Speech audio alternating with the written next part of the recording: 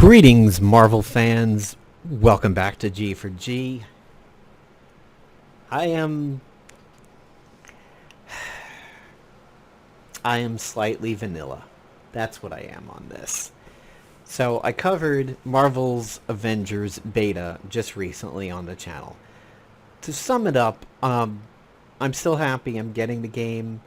I may be regretting the choice to get it on the Xbox as compared to the PC, simply due to the fact that my Xbox to PC streaming has been trash, and it was not working nearly as well as I intended. Maybe there's some troubleshooting that could be done there. Maybe can go to the Xbox One, reconnect it to the 5 gigahertz Wi-Fi broadcast. The tests all run fine, but under heavy action, the game stutters and is unplayable. And as you can see in that video, that cost me some damage at times, and I think it even cost me a death. Playing it on mobile, like on a tablet with a Bluetooth Xbox One controller, was fine. I actually did it several times over the weekend while Kitten sitting this new kitten that we have and getting her adjusted to the environment. So I'm back here covering it again because shortly before my stream today, I discovered that there was a leak that said there were 15 unannounced characters that got data mined. The data mine came from discovering the names on the challenge cards. Now, challenge cards in Marvel's Avengers are essentially a season pass specific to the character. So if you're playing with Kamala Khan and you beat certain requirements like killing X amount of exosuits or parrying attacks X amount of times, you get daily and weekly quests done. Now they're specific to the character because if you do it there, you don't necessarily get it done on Hulk. At least as far as I know, it's character specific. I got progress on some Hulk stuff in the Danger Room, but I didn't get the chance to go over to Kamala and see if she was getting credit for it too. But it's from what I had seen streamers saying about it when I was watching it over the weekend, it seems like it was pretty accomplishable. The thing is, how much do you need to play the game to accomplish those things on every hero? You might have to start playing favorites when it comes to that. So they looked in the code and they saw these challenge cards for multiple heroes, and they seem to be Ant-Man, Wasp, Vision, Black Panther, Doctor Strange, Falcon, Marvel, Mockingbird, Quake, Winter Soldier, Scarlet Witch, Captain Marvel, Kate Bishop, She-Hulk, and War Machine. We're going to talk about these three a little bit more in depth later.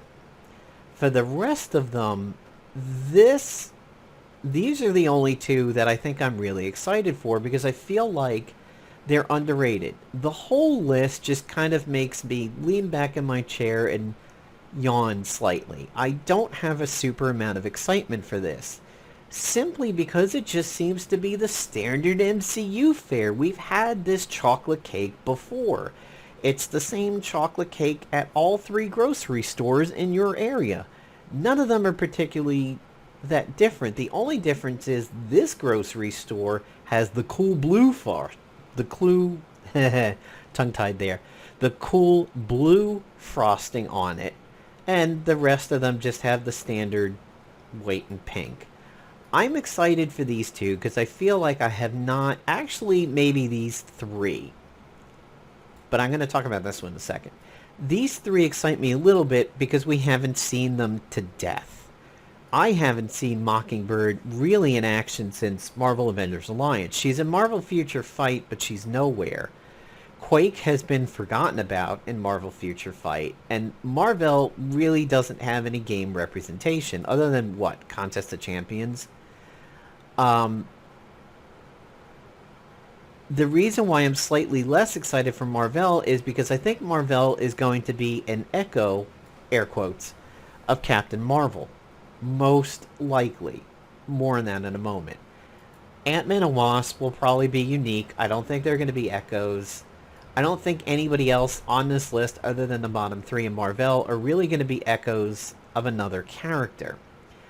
Doctor Strange and Scarlet Witch, maybe, but their powers are so different. I don't expect them um, to share a lot of the same genetics over there.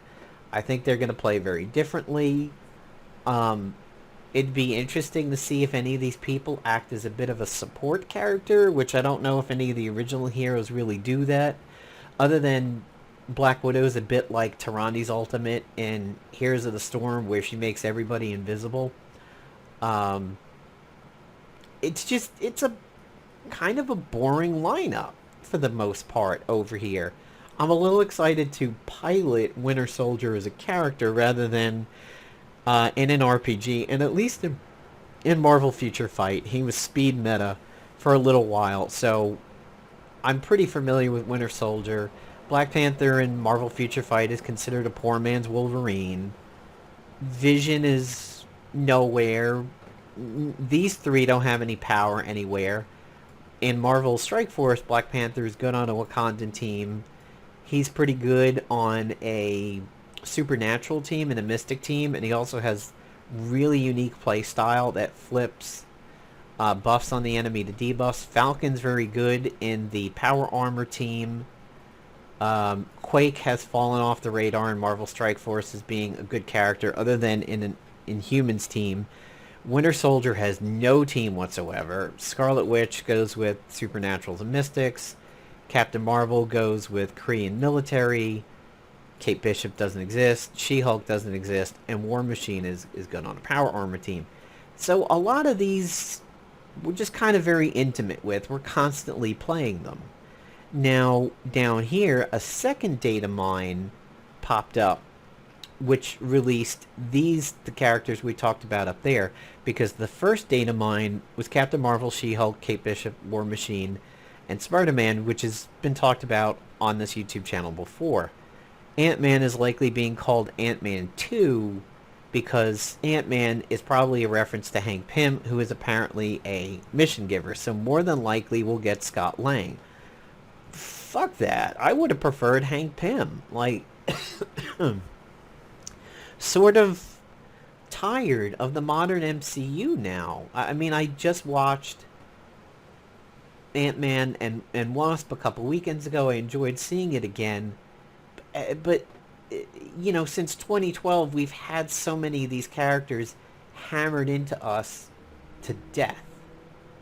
I would like something new. Now, down here, they're saying Frenzy, Ultron, Red Hulk, Deathlock, Vindicator, and Monica are also potentially coming, but they don't know if they're an unlockable character.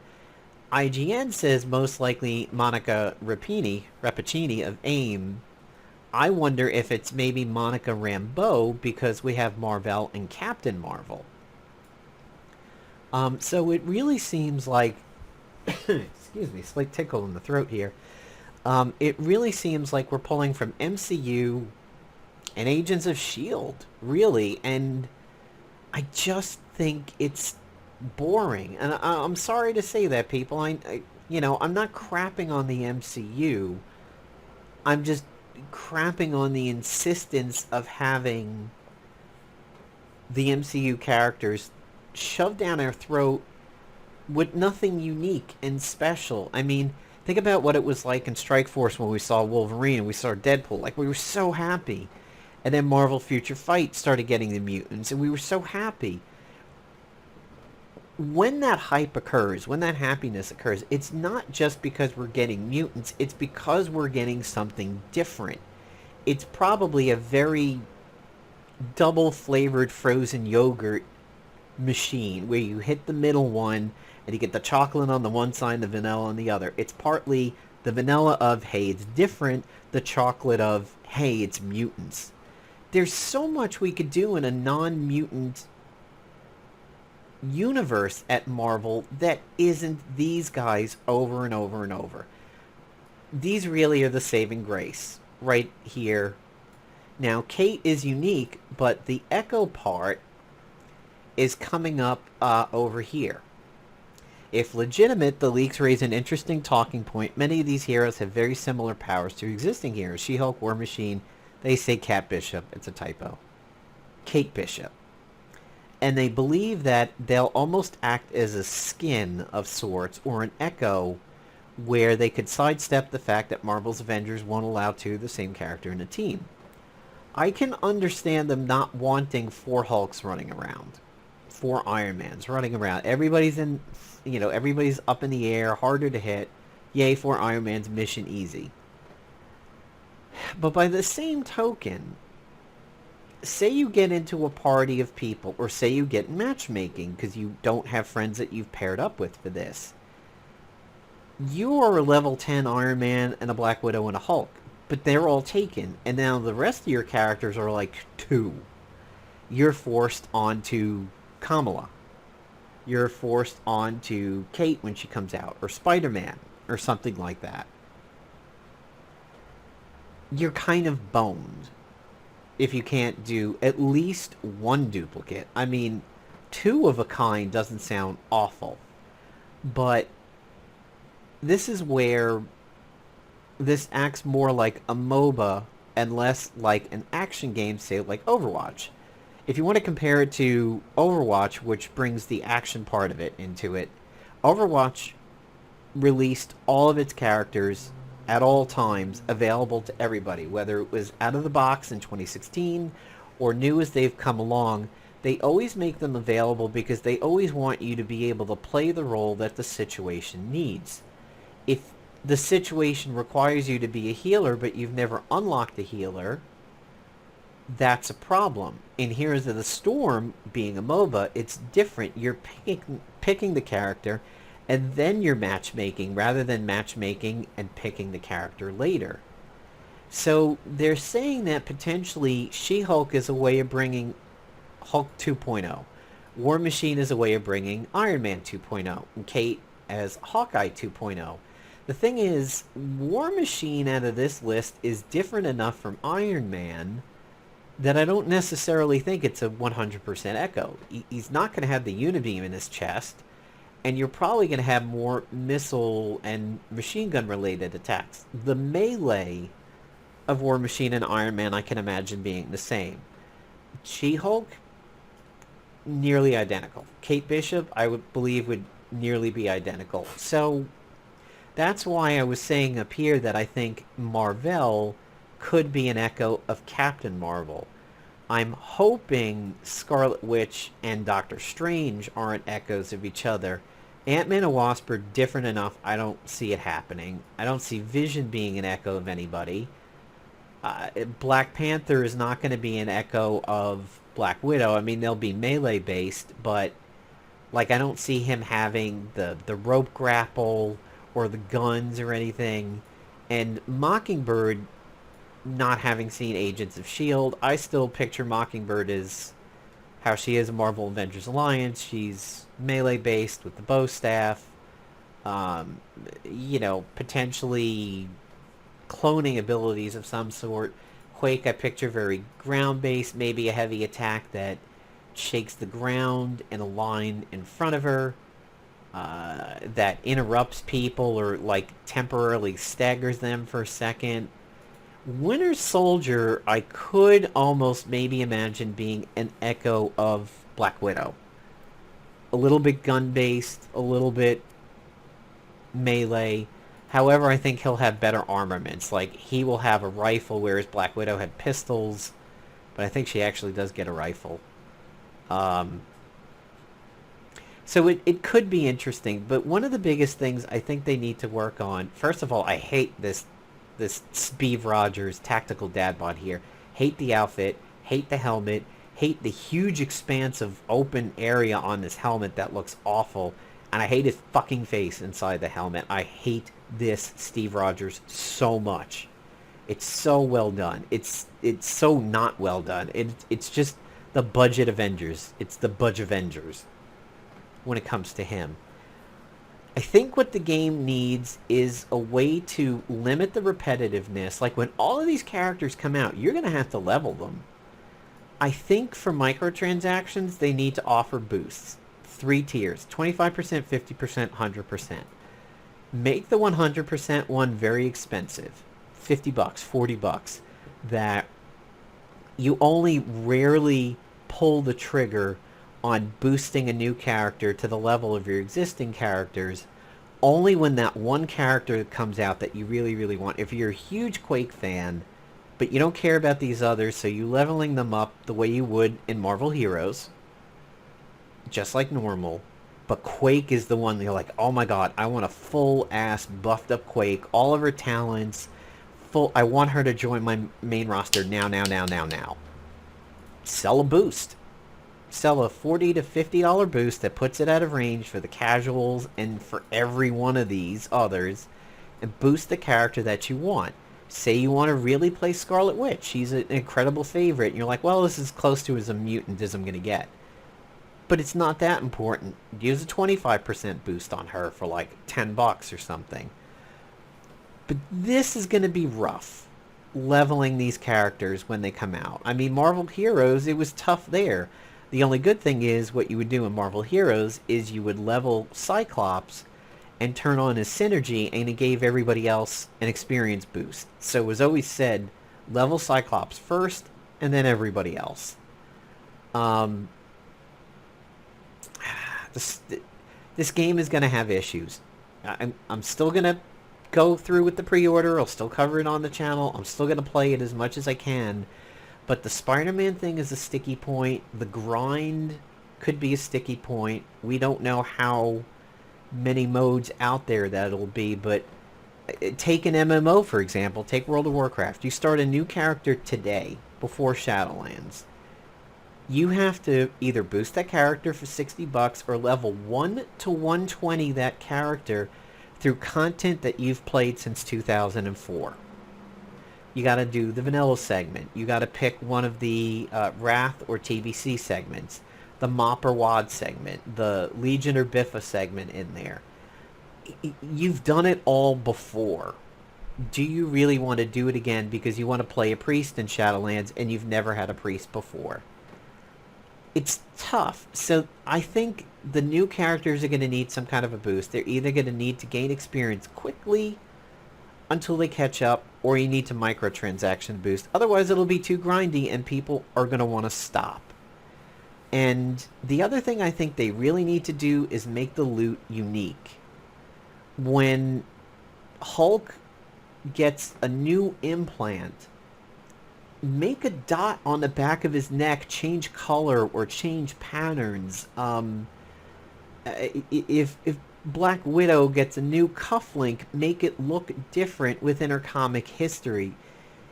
It's not fun to get new gear and have a hologram of it in the equip screen and then it make no difference on your character that this Hulk in this skin is everybody's Hulk visually. Spec-wise it may be different. Gear-wise it may be different. Your Hulk that looks like this might be different than mine, who's equipped with PIM particles to shrink enemies so that Hulk can smash them easier. But visually, it's going to be a bunch of Hulks running. And that's where Marvel Heroes was really good with that, because they had so many skins. And this game's got skins too. I really think I think it's a shame that that's your only way of standing out and being unique, are the skins, which are a little bit harder to access than the gear. I mean, like a World of Warcraft, you pick up a different shield. Visually, it's a different shield. You can transmog it to look like what you want, but still, it's a different helmet. It's a different shield. It's a different chest, a different cloak. I don't see why they couldn't do it in this game and just make slight variations to how the gear looks when it's equipped. Especially on characters that have equip points, like if Captain America is available, change his shoulder pad. Have that be equip point. Change what that looks like. Change what the helmet looks like. Change the shield. Maybe change the chest region over here. A different American patriotic pattern. My face as an emoji for this game is just the flat, straight across horizontal face. That's what it is. It's not an upturned smile. It's not a big smile. It's not a frown. It's not crying. It's not anger. I'm a little anger at some of this. It's just a, we'll see face. So, that's it for me, guys. That's what I wanted to share with you guys today, that we've got this leak. All right, well, let's look at the comments. Where's the X-Men? Right, we need a villains pack. I don't know if they'll do villains in this game. Wheels, Leg Man. Let's see what else. I assume there wouldn't be any mutants at the game at first. Yeah, they're treating the people who got Terrigen Misted as almost mutants, but... yep, X-Men love, X-Men love. Plenty of X-Men have been Avengers, yeah. I mean, there's that. But, you know, here's another point I meant to make in the beginning of the video and kind of forgot. I made it on the stream. For a game that so much wants to, I don't want to be the MCU, we're doing something unique and different.